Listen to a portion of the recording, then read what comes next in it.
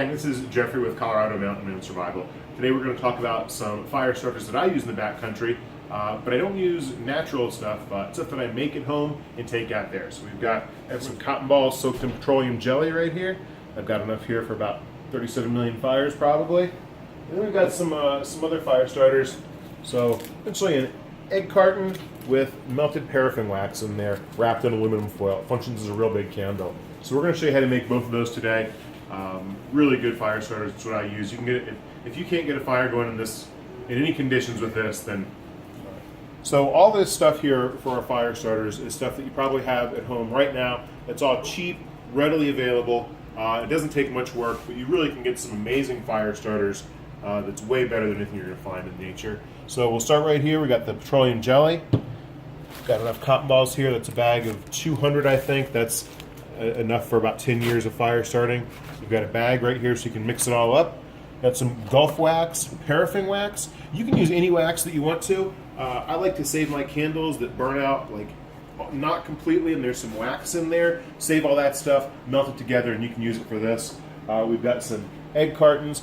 Obviously, do not use the styrofoam ones. It's got to be this cardboard material, and then some aluminum foil to wrap it up, and some trauma shears to cut this stuff.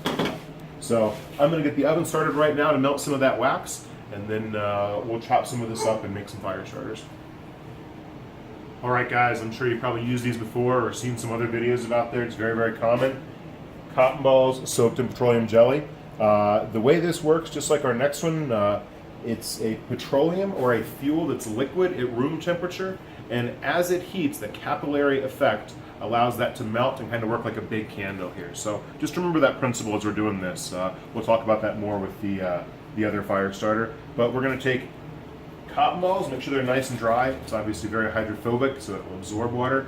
Nice dry ones right out of the bag. There is no scientific formula for doing this, so I've got a few of them in my bag.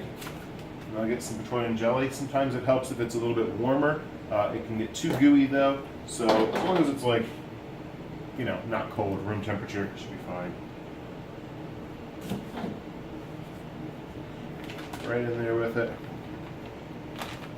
I get all that stuff off your fingers because it's really gross.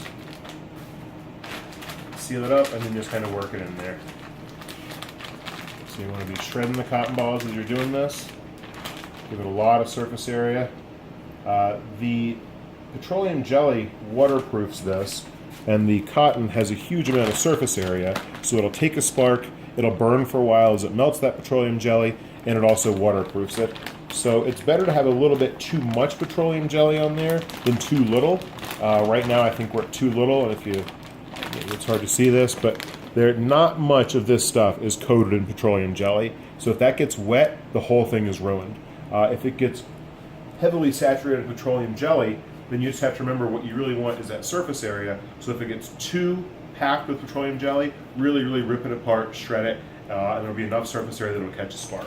So let's keep mixing this to get a good batch here. All right, so I've been mixing that for maybe 30 seconds or so. You can see there's a lot of stuff left in the bag there. This isn't a precise science. Good enough is definitely going to be good enough here. But as you can tell when you look at it, it compresses really, really well. And as it does that with the heat from my hands, it gets that petroleum jelly really well in there. A lot of people keep them in like one cotton ball size. I really like to shred mine up there. Make sure everything gets coated really well. Just kind of work it out like that. Get it to a big rough pile. Get the next one. You want to work all this stuff together. So eventually you end up with stuff like this.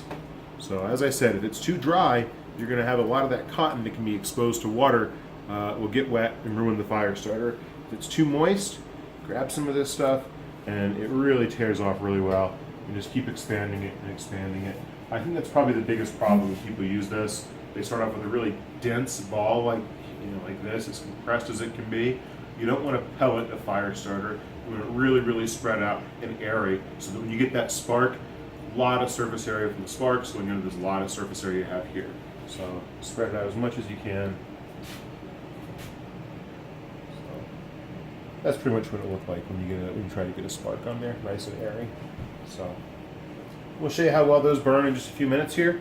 And when you make an amount like this, this ball right here of fire starter filled up this one match container.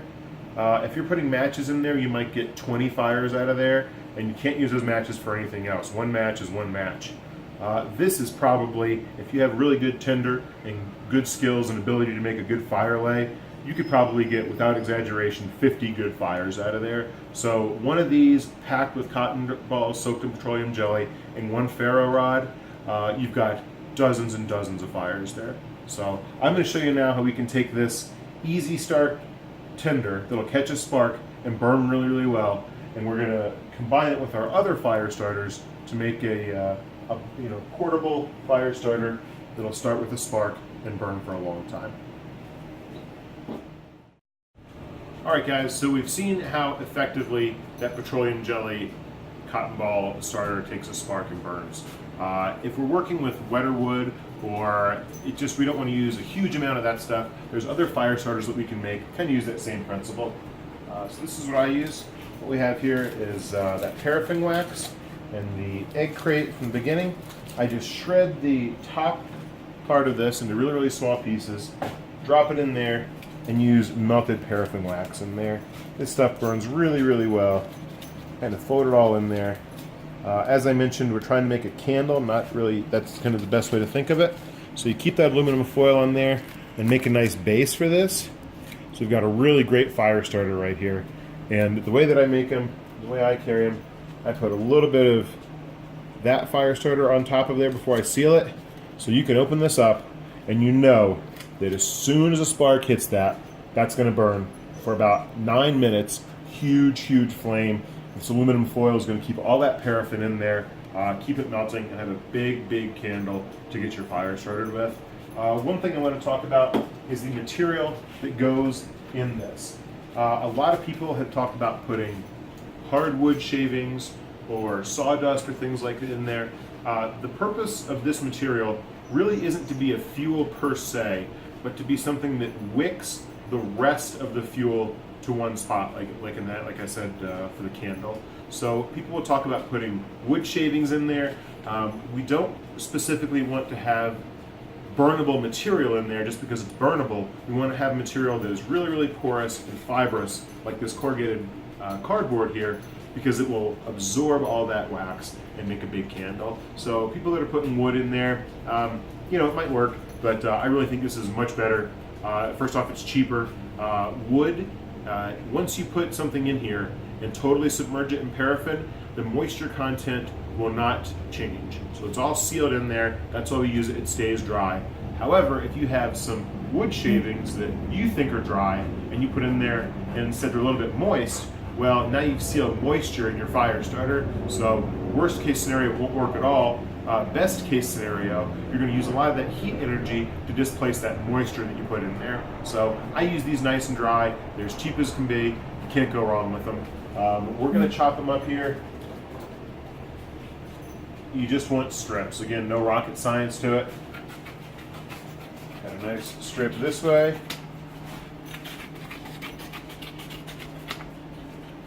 Some people will say, I do mine wider than that. That's cool. Some people do it narrower. That's totally fine. There's no real right or wrong. You just want to have enough surface area that it will hold a lot of wax in there. So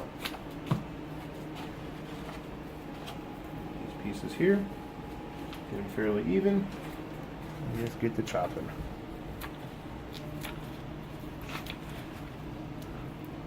Obviously the liquid wax is only going to go as high as that ridge right there, so you can fill a little bit more if you want to, but that's all you really need. Okay, next one.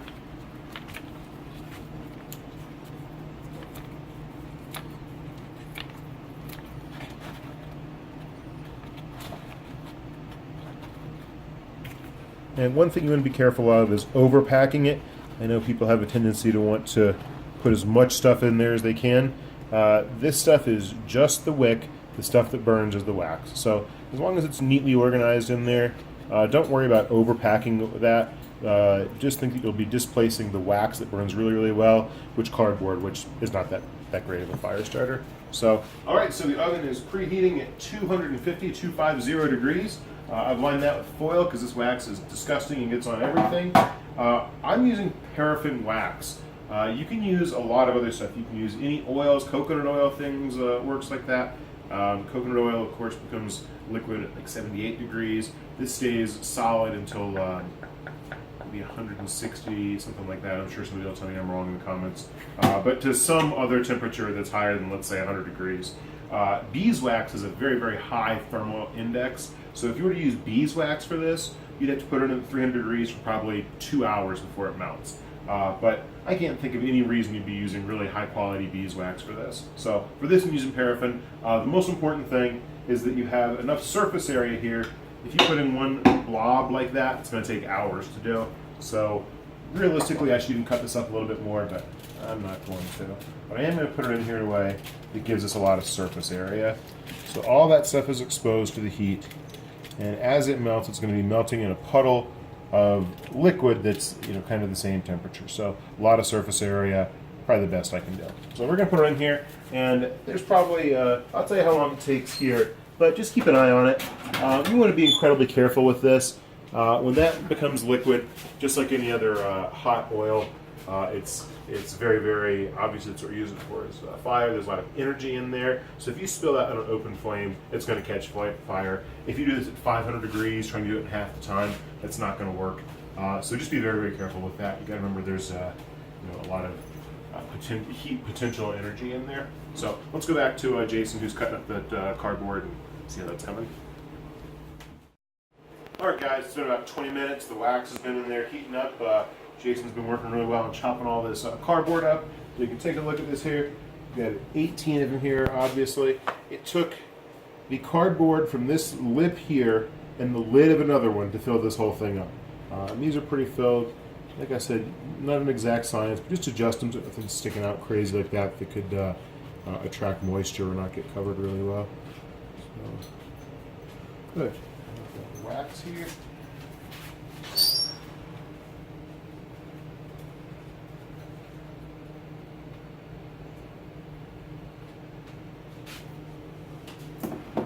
Alright, so that's all nice and liquefied. You can just dump this stuff in here and make a mess and be really inefficient with it and probably still get 18 really good fire starters. But I'm going to try to slowly drizzle a little bit into each. And if it spills a little bit on this, that's fine. I'm going to keep this on here, and I want that covered in wax. So maybe ideally I have this under a baking pan underneath there, but I don't, so I'll just clean up the wax later. But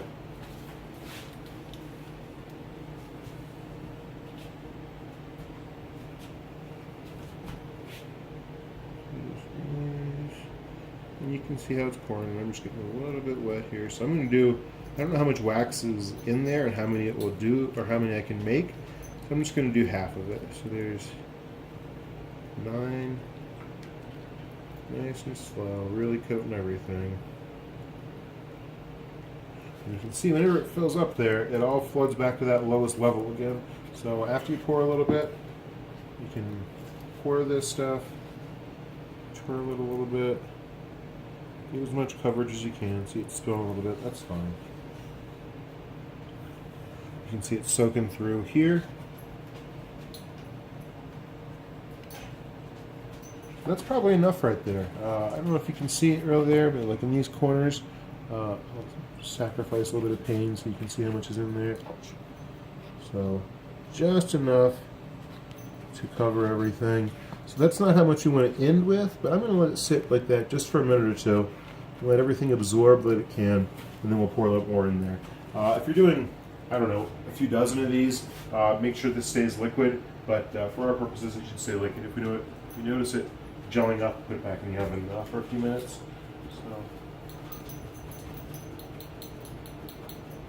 So as I tilt it, I can see it's still moving. It's still in liquid form, and it's got that clear, opaque appearance. It's not turning milky from hardening up yet. So just keep working that around there.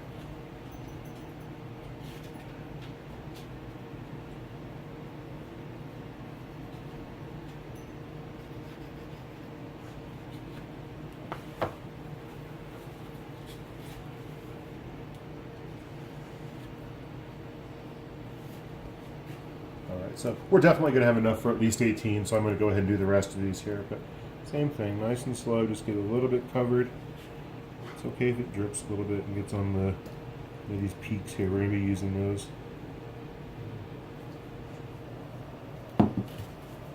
Alright, same thing. Just tilt it, let it run everywhere. Try to coat. You don't want any of this just exposed cardboard there. That's just wood fibers, and when they get wet, they're going to absorb, maybe start to rot. But certainly not going to help us make fire. You can see it's hardening up there. That's the finished color of that wax when it settles up. So, all right, looks pretty good. You can see I spilled stuff there. Doesn't matter, it's wax, and we're done. We'll scrape it all up, put it back in there. Next time, heat it up, and it's good to go again, just like the used candles. So we're just going to keep working this. Just sort of be evenly distributed. You don't want them to be, an inch deep. It should all fill to that lowest value there. So you can see right here, that one's got a lot of wax in there and a little bit less down there. That was my fault. I put it down at kind of an angle. So just keep working it. You'll see the viscosity increase. All right, so pretty good coverage here. This few spots right there, the wax has already settled. That's why it looks a little bit white. All right, looks pretty good. I'd say we used, I don't know, maybe half of that. We'll see. All right, gang, so that wax is settled down a little bit more, or settled up, I should say. There's still a little bit of liquid when I pour it, but that's fine. It's going to take a little bit of time for all that heat to dissipate and go back to a liquid. As you can see, everything's coated really well. So the first thing we talked about today was this material that takes a spark really, really well, but burns, maybe not as long or as hot as some other things do unless you use a whole bunch of it. And then we made this fire starter here that has a lot of heat energy in there, but you have to light with something else. So we're going to combine both of these and have one fire starter that works as a gigantic candle that you can start with just your ferro rod.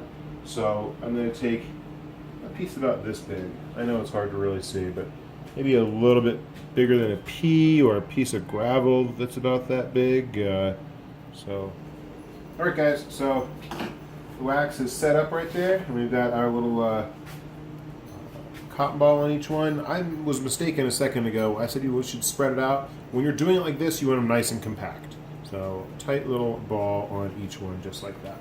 So just talking about the efficiency of this, I think we paid $3 for the paraffin wax, although if you're reusing wax that you have from your candles, that's going to be free. Egg crate's free. The egg crate stuff in there is free. Cotton balls like $2 for 1,000, and a thing of petroleum jelly is, I don't know, a few bucks. We probably used 2 tablespoons of that. So you got 18, 19, 22, so 24, 28 fire starters here for just pennies, really. And you'll see how that. Let me do this for one here.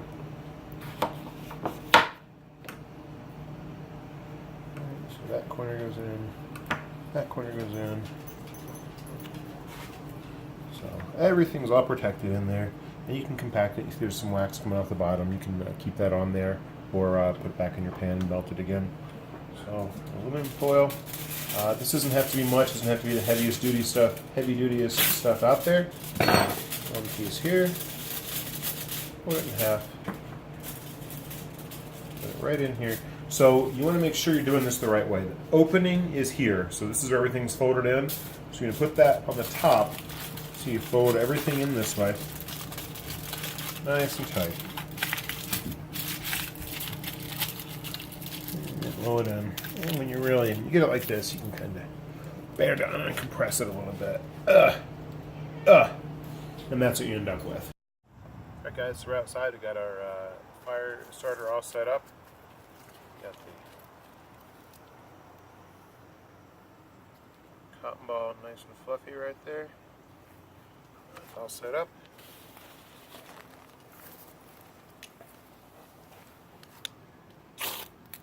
There we go. So, as you can see, that's going to catch really well. That's going to burn for a few minutes, we know that. It's going to catch those corners. We're going to make this gigantic candle. So I'm going to let that go really, really slow here while I talk a little bit about it. So my go-to fire starter is not this. This is an emergency fire starter. This weighs about 20 grams probably, and you'll see it probably burns for at least 5 minutes. For 20 grams, I can carry enough petroleum jelly soaked cotton balls for 50 fires.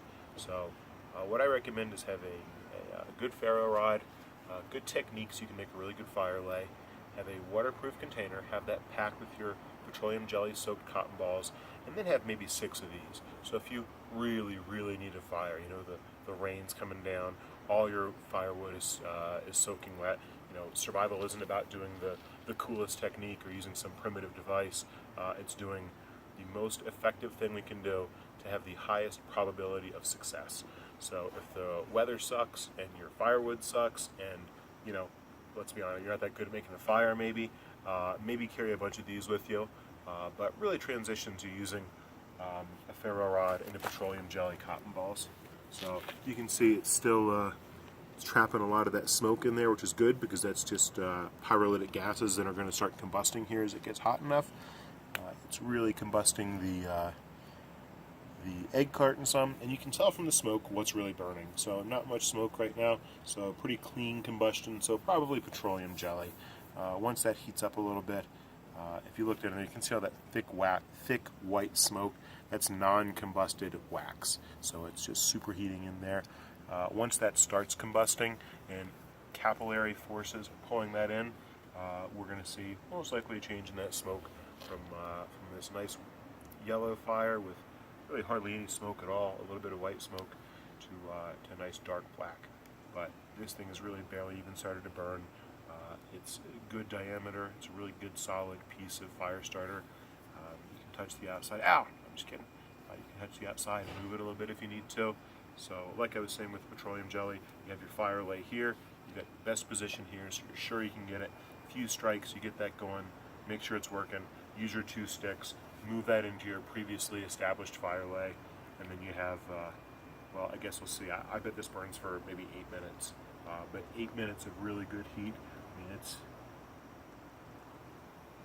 super hot. If I got any closer, it'd be painful.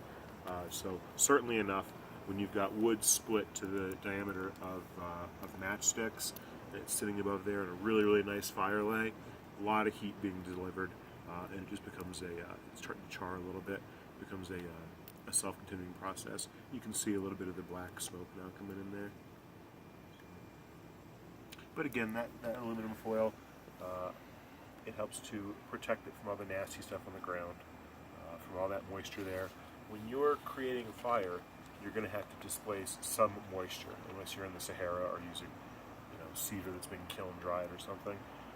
So you want to displace the minimum amount of moisture, because all that's going to displace that is your heat energy. So if you have to displace some moisture from this, well, it is what it is. There's got to be some moisture in there, but all that heat energy is staying focused in here, and you're not heating that cold, nasty, damp ground. All right, guys, we've been here for about 13 minutes so far. This is burning way longer than I just estimated. I never really burn them by themselves because I burn them in a fire lay, and after 5 minutes I get a good fire going. So this is at least 13 minutes into it. You can still see good billows of heavy white smoke there, which means you're still burning that wax like a candle. And I would say that up to the top of this stick of the egg carton is still egg carton colored. So I would say there still is that much paraffin in there that's still burning. So this is, again, definitely enough to warm your hands up if you're a little bit chilly. It's enough maybe to warm up some water, to make some tea if you're getting a little hypothermic or just dehydrated, just to have some. And you really should be able to get a fire going with this. I recommend, while you're learning your firecraft, carry a dozen of these in your backpack. And then if you're in an emergency situation, you can fire one of these up while you're practicing everything else. So, all right, guys, so that's the end of our video talking about these specific fire starters here. I want to remind you that the only way to get good at this stuff is to really practice it. And so many people sit around just talking about this stuff. This took us just a few minutes to do. Once you do it, you can make enough fire starter for cotton balls and petroleum jelly to last you 5 years of experimenting with it. So get yourself a fire rod, get a good knife, make some of these at home, and start practicing and really dialing your firecraft in. Firecraft is one of the things that will definitely save your ass in the woods. It will keep you from hypothermia. Just as a good feeling. There's so much you can say about a fire. But really start learning this stuff at home. Make some of these yourself, practice them out, see what works for you,